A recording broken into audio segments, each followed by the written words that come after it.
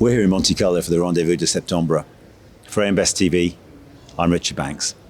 And I'm joined now by Erica Davis and Anthony Cordonnier, who are the global heads of cyber for Guy Carpenter. Welcome, both of you. Thank you. Thank you. So tell us a little bit about how the cyber market has evolved over the past 12 months. Yeah, that's a good question. What we're finding is that the global market has performed very well across their cyber portfolios. And as a result of that, we are seeing increased reinsurance capacity flow into the market. We're seeing underwriters practice a higher degree of technical acumen based on the lessons learned over the last couple years. There's a lot of discussion across the market about rate, technical adequacy of rate, the actual pricing approaches used by these underwriters. And I think it's important to remember as we enter 2024 that while there is selective rate being given back in the market, we're coming from a position where there's been 183% of rate increases on a compounded basis over the last 3 years. That's what our Guy Carpenter data is telling us. So we are at a place in the market where there's abundant capacity. We do have portfolios who may continue their growth trajectory. So we're coming from a place where the rate environment has stabilized. We're also looking at a business community with higher risk controls than they had in prior years. What we're seeing from a reinsurance standpoint is that reinsurers have grown more comfortable with the risk after a few years of changing ransomware trends, as Erica mentions, and now these trends have been priced in, and we're seeing reinsurers actually support cyber risk more meaningfully. So we're feeling pretty positive that the cyber market on the insurance side and the reinsurance side is functioning very well. There's appetite, and the product has definitely shown its value over the last couple of years. So what do you think has made investors improve their appetite for cyber risks? On the one hand, I would say, understanding of the risk, data improving, getting better, trends having stabilized a little bit. I think we had ransomware a couple of years ago. We had new privacy liability trends coming through, and now that understanding is more widespread. And the second thing is probably around provision of data and use of CAT models. So, again, over the last couple of years, that's become more normalized, and reinsurers in particular have now signed up to CAT models and are building their expertise around that. What Anthony said is really important when it comes to the modeling aspects. And Guy Carpenter did release a report in June of this year where we took a multi-model approach to what global cyber catastrophe losses could mean for the overall industry. And what we found was that at the high end of the range, a cyber cat would result in a $33 billion loss for the industry. And while $33 billion is extremely meaningful, we do not view it as an industry catastrophe capital event, and don't believe that it should be viewed as one. Taking the global cyber market size into consideration, which we've calculated at roughly $14 billion as of year-end 2022, that means that $33 billion would equate to roughly a 200% loss ratio for the industry. So it's really important as we're talking about the context of accumulation and models and sourcing fresh new capital to make sure that we are anchoring those findings in a technical data-driven approach. And that's been a huge initiative for us across the cyber team. So the insurability of cyber risk in general has long been a debate. Seems to have intensified a little bit just recently. How's that argument going to be resolved? I don't think that argument can be resolved in the very near future. I think what we're finding is that cyber risk is an increasingly complex and expanding risk across the industry. I think that the industry, the sector as a whole, has shown that we are equipped and able to respond to new challenges, and it actually prompts us to have more strategic responses. It is what drives innovation, and as we look to the risk landscape going forward, cyber risk isn't going anywhere, right? You look at digitization, you look at technological interconnectivity, and these are going to be increasing exposures that we must find ways to address as an industry.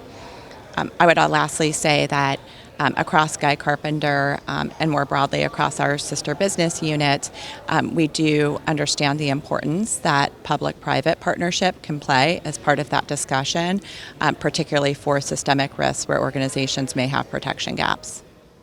Guy Carpenter obviously produces a lot of research, particularly into the cyber market. You've got a new report out now, which looks at the ILS fund concerns about the correlation between cyber events and the performance of the equity markets. Tell us a little bit about that report. In our work as reinsurance brokers, we try to bring more capacity to the market to support our cedants, and part of that is to talk to new investors who would support ILS funds in bringing that capacity to the market. And one point that's come back a few times is that cyber risk is correlated with financial market risk. And we've been hearing that a lot, and we thought, well, let's actually test that assumption, because we've not seen actually any data to back that up. So we've taken that premise and we've decided to challenge it, and we've used that. We've done that using proper data. So we've actually looked at various types of cyber events that have happened in the past. So, for example, mass breaches of data, like solar winds, NotPetya, services outages like cloud outage.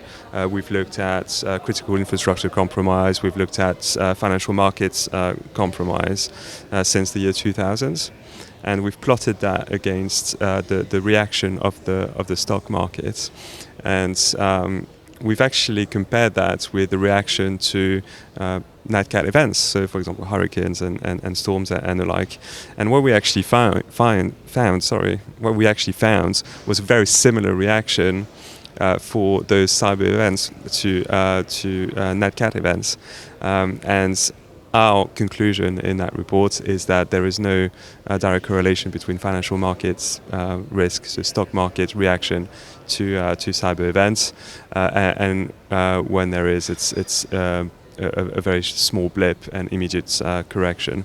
So the logical conclusion of that is that investors should feel that they can deploy capacity on cyber risk without fearing they're fearing on their exposures on the asset side of the balance sheet.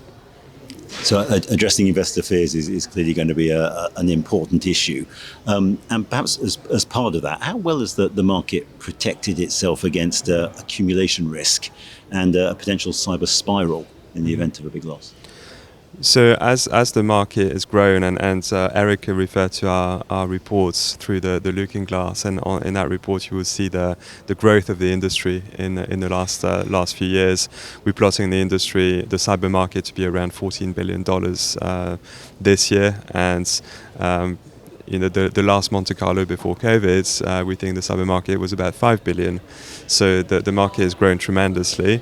And in the process, it's become a lot more robust and able to weather large events.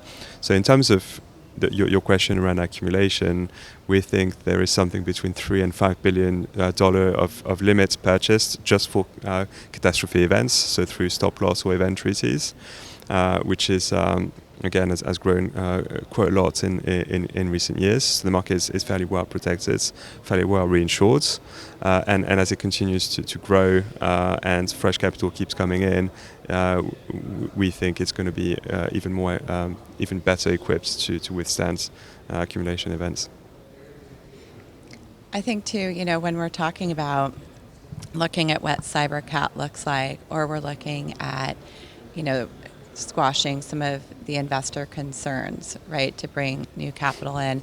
It is just so important to be taking a very technical, data-driven view of the risk. It's easy to get lost in, the uncertainty and the imaginative forces around cyber. And so what we're really trying to do is find a way to dispel some of those myths and make sure that the findings and the approach that we're taking in support of our clients is driven by technical data and extensive research.